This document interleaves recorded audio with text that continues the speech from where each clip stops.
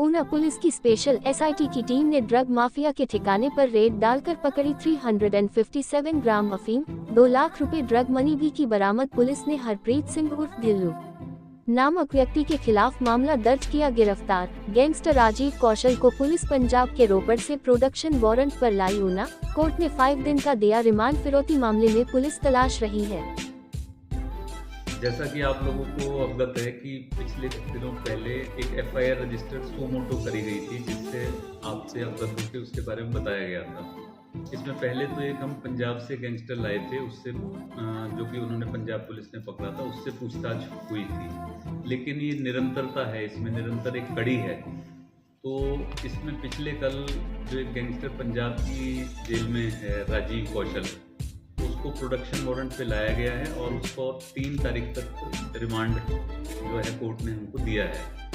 उससे भी इस दौरान में पूछताछ की जाएगी कि भाई उसके कहाँ क्या क्या लिंकेजेस हैं, किस किस गैंगस्टर के साथ किस एक्टिविटी में इन्वॉल्व हैं। इसी के साथ आज सुबह 5 जगहों पे साइमल्टेनियस रेड की गई थी, जिसमें जो एक रेड थी उसमें ढिल्लू नामक व्यक्ति जो है उसके पास से 357 ग्राम अफीम प्राप्त हुई और 2 लाख रुपए भी वहाँ पे प्राप्त हुए, जिसमें कि एनडीपीएस एक्ट में मुकदमा उस समय एनडीपीएस एक्ट में दर्ज किया गया है।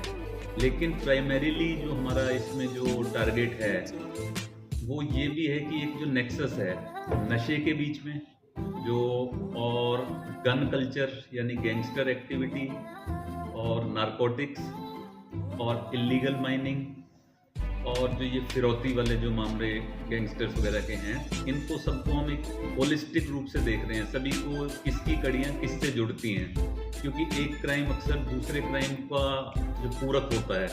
तो इस तरीके से इसमें इन्वेस्टिगेशन की जा रही है। एक अरेस्ट जो है इसकी जो एनडीपीएस एक्ट में हुई है तथा एक जो ट्रांसफ़र करा के लाए हैं।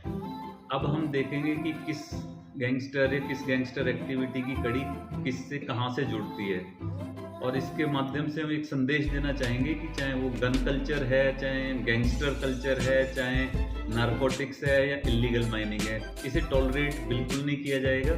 ऊना पुलिस इस पे एक निरंतर कार्रवाई, जैसे कॉन्टीन्यूस ऑपरेशन बोलते हैं, वो करेंगे। और इनके कौन कौन लोग जो इसमें इन्वॉल्व हैं, जो छोटा मोटा कौन इनके लिंकेजेस हैं, इस पे निरंतर कार्रवाई जारी रहेगी। सर, जिस गैंगस्टर को पंजाब से लाया गया है उसके ऊपर कितने मामले दर्ज हैं और किस तरह के मामले किस किस राज्य में उसके ऊपर? इस पे काफ़ी मामले दर्ज हैं। 2013 में स्टार्ट होता है, यहाँ पे ये मर्डर केसेस में इन्वॉल्व था, बाद में भी इसी तरीके से मर्डर लूट वगैरह ये कई मामलों में इन्वॉल्व रहा है, यहाँ पे भी और पंजाब में। सर, ऐसा भी माना जा सकता है कि इसके जो बड़े गैंगस्टर हैं, चाहे वो लॉरेंस बिश्नोई हो, गोल्डी बरार हो, उनके साथ भी लिंक सामने आए। जैसा बोलते हैं ना, जैसे बैकवर्ड और फॉरवर्ड लिंकेज होती है, जैसे हम एनडीपीएस में भी करते हैं, किसी स्थान पे किसी को पकड़ते हैं तो उसका हमें एक ये देखना पड़ेगा कि हायर ऑर्डर में, ये हायरार्की में कहाँ पे किसके साथ इन्वॉल्व है और लोअर चेन कहाँ है। जैसे जो लोअर फंक्शनरीज हैं जो लोकल एरिया में, हमारे एरिया में या आसपास के एरिया में ऑपरेट करते हैं, वो कौन है। तो जब इनको सबको देखा जाएगा पूरी पिक्चर, तब हम उसको ड्रॉ कर पाएंगे कि इनकी कहाँ कहाँ पे संबंध और लिंक हैं। सर, जो आज ये 5 जगह रेड की गई है, 4 जगह, तो ये कौन कौन सी बेसिकली जगह है? एक तो जैसे कि जो ये राजीव कौशल है जो गैंगस्टर जिसको हम लाए हैं, एक तो इसी के घर देहला में इसके घर पे की गई। एक अन्य गैंगस्टर है जो भी क्राइम्स में इन्वॉल्व है, अभी हिमाचल में किसी और जेल में मनी के नाम से वो है, उसके घर पे भी एक रेड की गई। इसके अलावा जो तीसरा मैंने आपको बताया कि जहाँ ये जो ढिल्लू है, जहाँ से अफीम मिली, एक यहाँ पे हुई। इसके अलावा एक वारदात हुई थी लड़ाई झगड़ा टाइप की गगरेट क्षेत्र में, करीब अक्टूबर के महीने में हुई थी, तो वहाँ पे भी एक रेड की गई। 4 रेड की गई।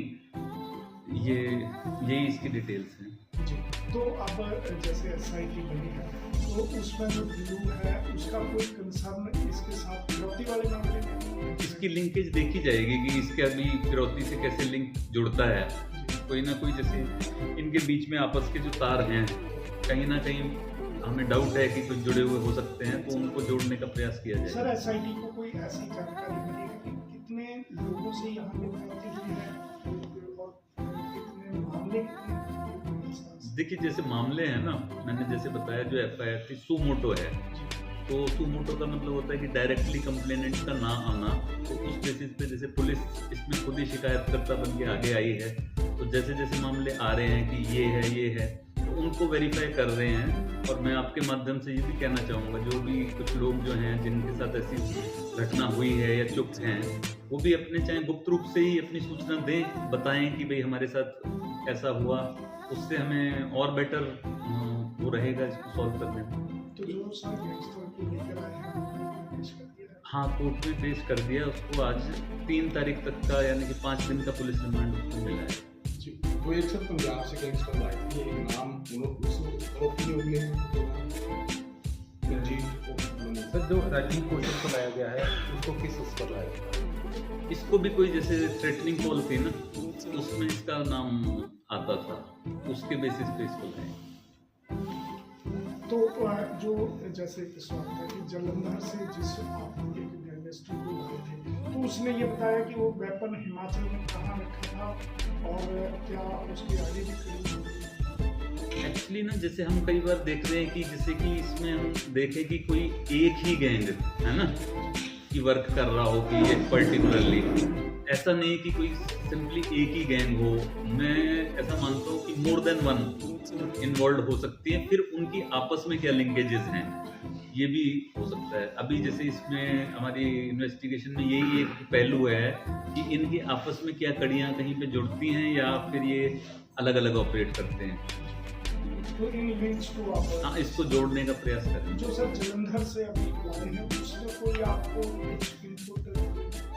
उसने भी कुछ नाम वगैरह बताए थे आगे कि ये व्यक्ति है जो मेरे साथ इन्वॉल्व था।